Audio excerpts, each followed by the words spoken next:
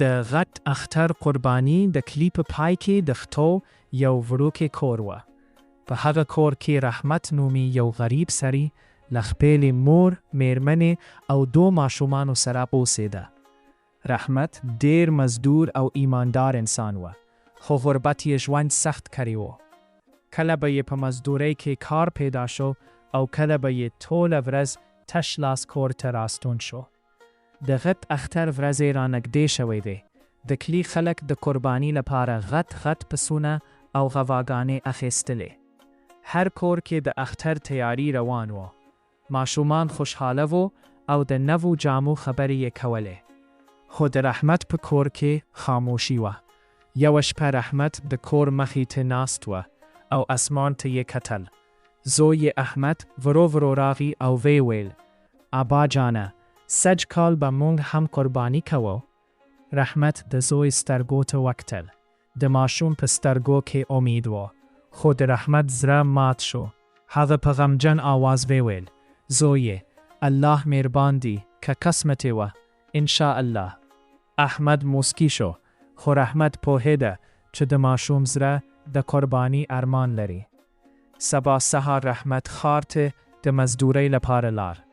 ټوله ورځ یې درنې بوجۍ پورته کړې.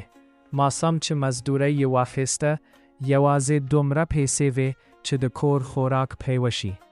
په لارې روان و چې یو قصاب د پسونو بازار ته روان و. خلک د قربانی څاروي اخیستل. رحمت د یو سپین پسې مخکې ته ودرېد. پسونه ډېر کلی و، غټې سترګې او سپینه ورای یې لرله. قصاب ویل: که غواړې دا ښه پسونه دي. رحمت په خنده ویل: وروره، زه یوازې کتل کوم، دومره پیسې نه لرم. هغه په دروند زړه کور ته ستون شو. کور ته چې ورسید، مور یې ویل: زویې، مه خفه کېږه، الله د نیت قدر کوي. خو رحمت د شپې تر ناوختې سوچ کوه. هغه غوښتل چې لږ تر لږه د خپلو ماشومانو ارمان پوره کړي. سبا سهار رحمت خپل زوړ موبایل بازار ته یوړ او وی یې پلوره. بیا یې خپله یوازینۍ ساعت هم خرڅ کړ. ټوله پیسې یې سره جمع کړې، خو بیا هم کمې وې. هغه ډېر غمجن شو. په همدې وخت کې د کلي یو شتمن سړي حاجي کریم او ورسره مخ شو. حاجي کریم د رحمت د غریبۍ حال پیژانده. هغه ویل: رحمته، ولې خفه یې؟ رحمت لومړی څه ونه ویل، خو وروسته یې رښتیا ورته بیان کړل. حاجي کریم لږ سوچ وکړ او بیا یې ویل: راځه زما سره. هغه رحمت د پسونو بازار ته بوتلو.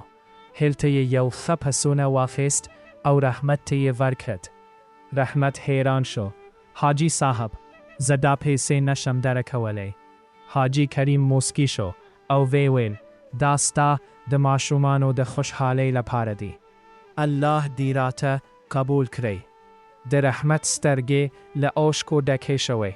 هغه د حاجي کریم لاسونه ونیول او دعا یې ورته وکړه. کله چې رحمت پسونه کور ته راوست، ماشومان یې له خوشحالۍ چیغې وهلې. احمد د پسې غاړه ونیوله او ویل: ابا جانه، مونږ هم قرباني لرو.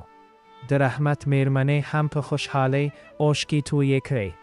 د اختر شپه ډېره ښکلې وه. که څه هم کور یې غریب و، خو زړونه یې له خوشحالۍ ډکه وو. د اختر سهار رحمت سهار وختي جومات ته لاړ. د اختر لمونځ یې ادا کړ او بیا کور ته راستون شو.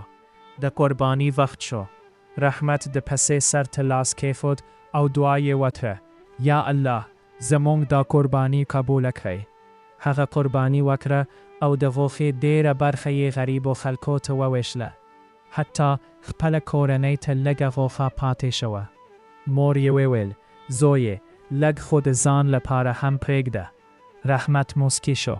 مورې، د قرباني اصلي مقصد همدا دی چې نور خوشحاله شي. په کلي کې خلکو د رحمت د سخاوت خبرې کولې.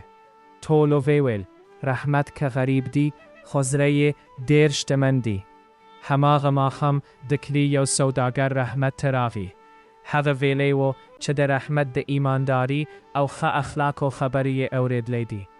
سوداګر ویل: زه یو رښتینی او محنتي سړی لټوم چې زما په دوکان کې کار وکړي.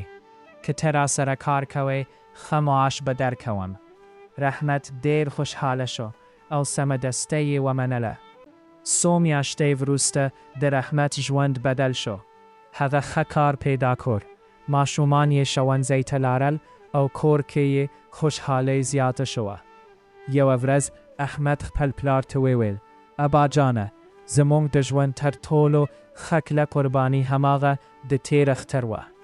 رحمت موسکی شو او ویل: زویې، کله چې انسان د الله لپاره نیت پاک وساتي، الله یې